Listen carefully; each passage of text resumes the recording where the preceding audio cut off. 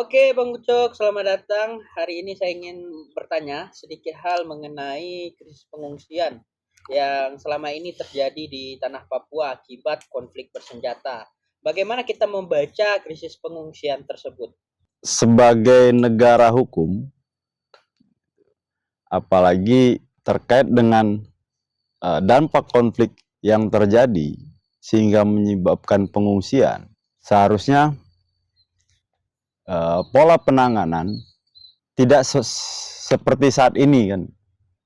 Kalau kita berkaca dari regulasi, bagaimana penanganan konflik sosial itu. Di Indonesia, bicara regulasi itu terkait penanganan konflik sosial diatur dalam Undang-Undang Nomor 7 Tahun 2012. Titik tekan yang harus dilakukan baik itu pemerintah maupun pemerintah daerah. Pertama, pencegahan, penanganan konflik, dan pasca konflik. Dari ketiga itu diturunkan dalam aturan pelaksana dalam bentuk peraturan pemerintah nomor 2 tahun 2015.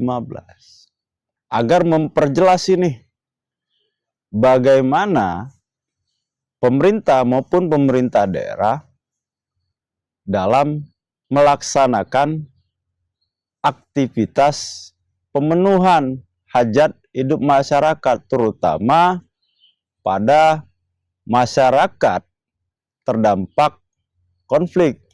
Sumber, baik itu informasi melalui media maupun fakta di lapangan yang kita temukan, ini kan menjadi tanda tanya ketika ada gelombang pengungsi, ada masyarakat sipil yang mengungsi akibat konflik, tapi tidak tertangani sebagaimana regulasi yang mengatur. Ini menjadi tanda tanya sendiri. Kalau kita kembali ke Undang-Undang 2 tahun 2000 Undang-Undang 7 tahun 2012. Di situ menitik tekankan ada peran masyarakat. Di peraturan pelaksananya 2 tahun 2015 menempatkan pemerintah maupun pemerintah daerah sebagai pembina dalam konteks masyarakat ingin berperan, berkontribusi atau mengambil bagian dalam penanganan pengungsi.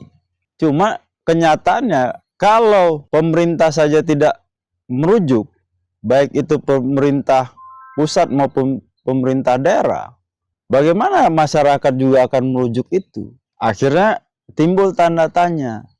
Rujukan pemerintah dalam melaksanakan aktivitas pemenuhan hak-hak pengungsi, terutama yang disebabkan oleh konflik, itu apa?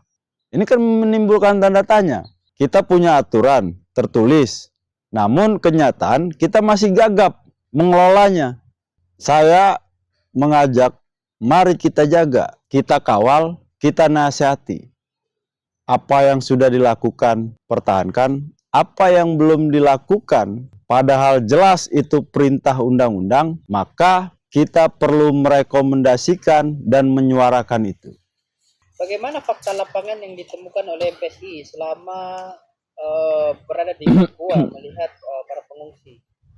Seperti apa fakta lapangan yang menyebabkan ini berbeda dengan ketentuan yang harusnya diatur oleh undang-undang? Nah, boleh dalam bentuk contoh kasus. Contoh kasus gini. Hampir rata-rata masyarakat itu mengungsi, mengamankan diri dia sendiri tanpa atau belum melibatkan partisipasi pemerintah maupun pemerintah daerah yang khusus bertanggung jawab terkait itu. Kalau kita lihat pola gelombang pengungsian ini, ada beberapa peristiwa yang masyarakat memilih mengungsi itu ketika proses, ini bukan bicara proses kontak senjatanya ya, tapi setelah proses itu selesai, ada proses penegakan hukum. Hampir rata-rata pada proses penegakan hukum tersebut, masyarakat lebih memilih mengungsi. Dari antara faktor itu, ya keamanan, ketidaknyamanan, maka pilihan terbaiknya adalah mengungsi. Atau ada beberapa kejadian ketika kontak, masyarakat bingung, tercerai-berai. Contoh kasus kejadian di Moskona Utara Jauh, tepatnya di Kabupaten Teluk Bintuni. Artinya ada masyarakat yang mengungsi dengan jarak, dia baru tiba sampai ke ibu kota kabupaten, dia mengungsi dari kejadian kurang lebih akhir 2025, baru nyampe di kabupaten, ibu kota kabupaten, bulan Maret 2026. Patut dipertanyakan sejauh mana pemerintah maupun pemerintah daerah memiliki kesiapan apabila terjadi konflik di tengah masyarakat.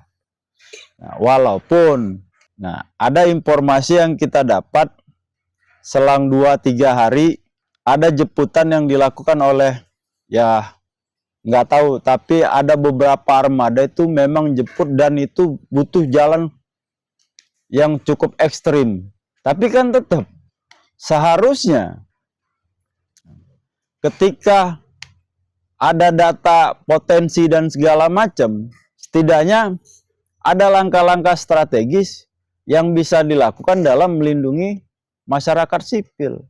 Nah, ini kita bicara ketika konflik pecah, eskalasi tinggi dan segala macam. Nah, terus bagaimana penanganannya? Yang buat kita aneh itu ketika kita ketemu narasi, ya kami sudah kasih bantuan, kami sudah kasih ini, dan itu. Kami sudah penuhi cek kesehatannya, kami penuhi pendidikannya, kami penuhi psikososialnya belum, lagi kami upayakan. Nah, langkah tindak lanjut kan gitu. Ketika fase 3 bulan ini, 3 bulan ini mereka mau diapakan? Relokasikah atau dipulangkan? Dan fakta di lapangan yang kita temukan, sudah berjalan 6 bulan pengungsian itu, tidak ada pembicaraan bagaimana tingkat keamanan di sana, bagaimana jaminan rasa keamanan ketika ini dipulihkan, bagaimana kehendak masyarakat, dan seterusnya. Inilah yang menjadi tanda tanya. Dalam proses itu, ya bantuan itu ala kadarnya.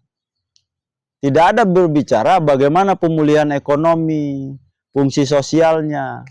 Padahal itu diatur dalam undang-undang. Begitu. Kemarin ada diskusi menarik dari MPSI, pulang kemana. Jadi makna pulang kemana itu apa? Nah, ini makna pulang kemana? Ya tentu kan pengungsi ini bingung.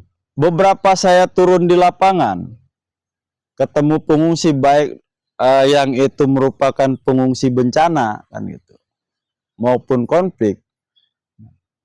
Mereka berharap pulang ke tanah sendiri, kampung halaman sendiri.